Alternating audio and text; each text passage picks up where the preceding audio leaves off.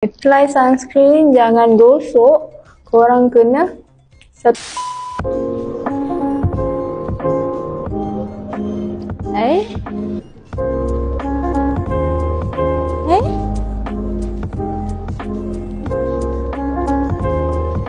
Makeup nak ke mana tu?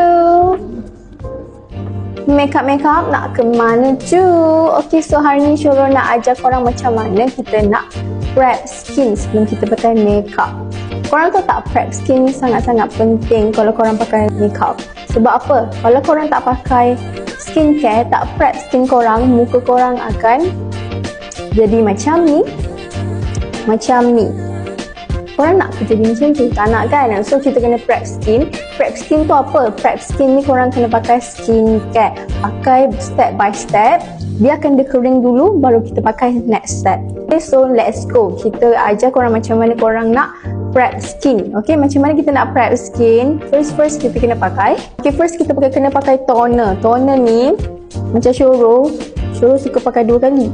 Kalau korang punya toner jenis yang light, jenis yang berair macam ni, macam Syurul suka pakai 2 kali.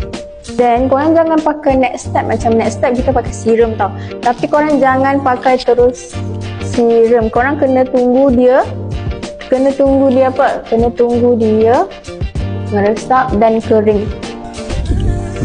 Kita guna kipas untuk keringkan dia. Okay, next step kita pakai serum pula.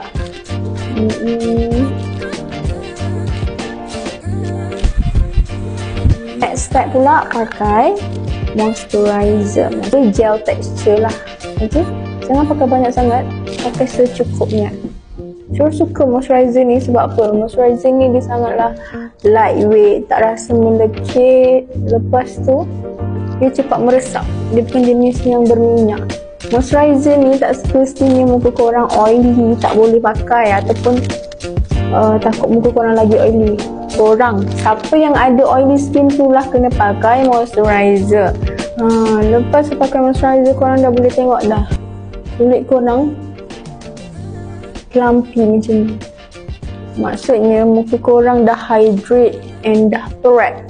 And then jangan lupa, tak kisahlah korang keluar rumah ataupun tak keluar rumah, korang kena pakai apa? Korang kena pakai sunscreen. Okay, korang kalau banyak sangat, korang bolehlah letak dekat tangan ataupun kat leher. Cara nak apply sunscreen, korang jangan gosok macam ni.